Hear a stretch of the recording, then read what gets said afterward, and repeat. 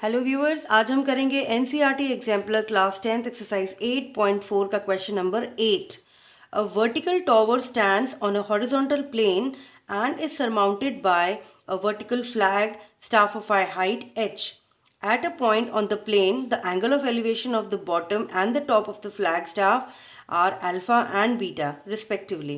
Prove that the height of the tower is h tan alpha upon tan beta minus tan alpha.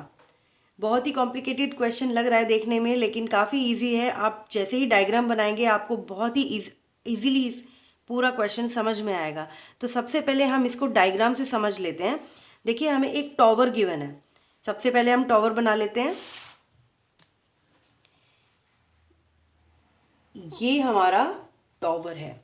उसके बाद कह रहा है कि is surmounted by a vertical flag staff, यानी इस टॉवर के ऊपर एक फ्लैग लगा हुआ है। तो टॉवर के ऊपर फ्लैग ऐसा वर्टिकल ही लगता है, लेकिन फिर भी क्वेश्चन में गिवन है कि वर्टिकल फ्लैग स्टाफ है। कोई बात नहीं, तो हमने यहाँ पर फ्लैग स्टाफ बना लिया है और इसकी यहाँ से यहाँ तक की फ्लैग की हाइट हमें गिवन है h। ठीक है, ये टॉवर वगैरह की किसी की हाइट नहीं गिवन। उसके बाद बोल रहे हैं कि बॉटम में कहीं एक जगह पॉइंट है, तो उस पॉइंट से फ्लैग के बॉटम का और फ्लैग के टॉप का elevation, angle of elevation alpha and beta respectively है। तो ध्यान से जहाँ ये रिस्पेक्टिवली आता है उसको, उस लाइन को आप ध्यान से पढ़िए कि at a point on the plane the angle of elevation of the bottom.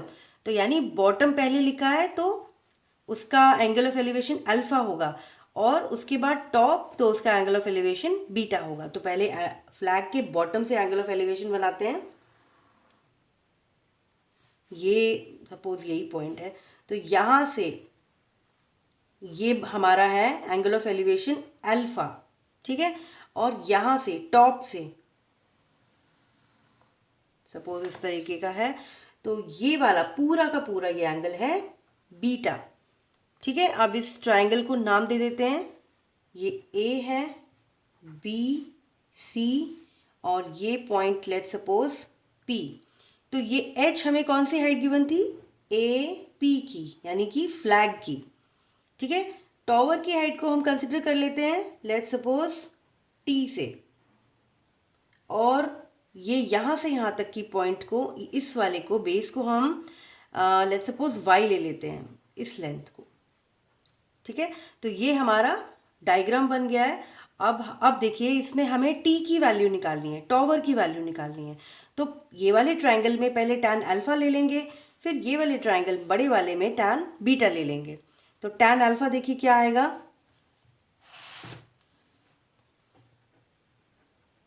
In triangle P B C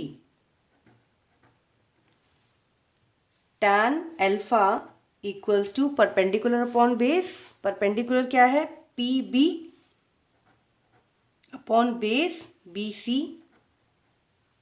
ठीक है, तो tan alpha equals to P B की हाइट, यानी टॉवर की हाइट हमने टी ली थी और बेस की हाइट हमने वाई ली थी। ठीक है, अब वाई को एक तरफ कर लेते हैं और ये हो जाएगा टी अपॉन टैन अल्फा। ये हमारी इक्वेशन हो गई 1। अब देखिए, ये हमने डायग्राम फिर से बना लिया है और हमने इक्वेशन 1 में क्या निकाला था? y equals to T upon tan alpha. ये हमारा इक्वेशन 1 आया था। अब आगे हम ट्रायंगल ए बी सी, बड़ा वाला ट्रायंगल लेते हैं।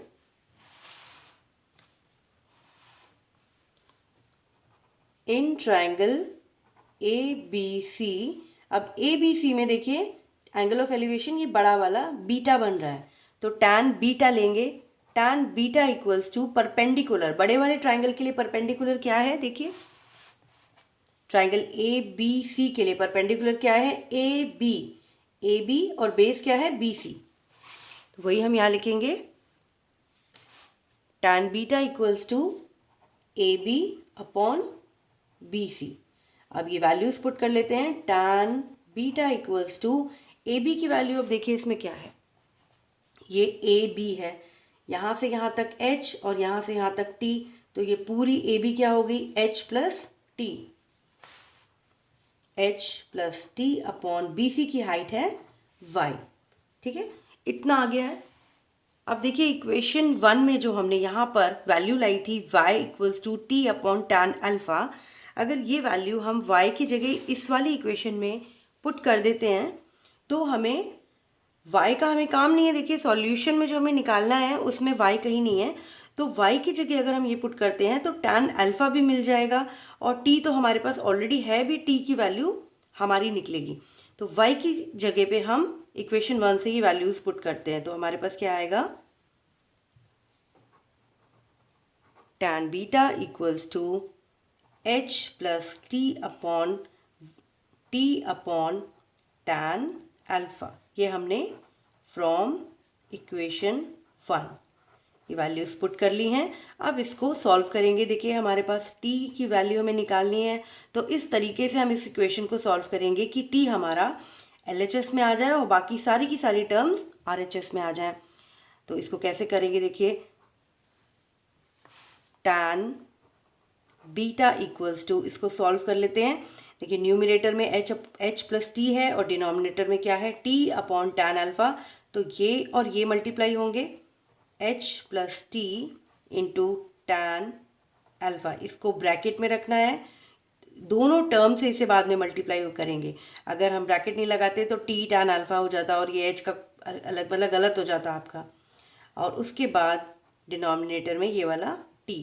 ठीक है, अब देखिए ये वाली टर्म को ऐसे सॉल्व नहीं कर पाएंगे तो पहले इसको इससे मल्टीप्लाई करेंगे, फिर इसको इससे मल्टीप्लाई करेंगे। Tan beta equals to h tan alpha plus t tan alpha upon t। ठीक है ना, अब देखिए इसको सेपरेट कर लेते हैं। Tan beta equals to h tan alpha upon t plus t tan alpha upon t। इसको हमने सेपरेट कर लिया है। ठीक है ना, यहाँ से ये t और t कैंसिल हो गया है। ठीक है, और ये टैन अल्फ़ा को हम उस साइड ले जाते हैं तो क्या हो जाएगा, tan beta minus tan alpha equals to h tan alpha upon t। अब हमें t की वैल्यू निकालनी है, तो इस t को, ये एक सिंगल t रह गया है, इस t को लेफ्ट हैंड साइड पे कर लेंगे और ये वाली टर्म को इस साइड ले लेंगे। तो t equals to h tan alpha upon tan beta minus tan alpha, और यही हमें प्रूव करना था। तो ये देखिए हमारा काफ़ी इजी तरीके से प्रूव हो चुका है। हेंस प्रूव्ड लिखकर आंसर को ख़त्म करेंगे। थैंक्स फॉर लर्निंग मेरे साथ मैथ्स।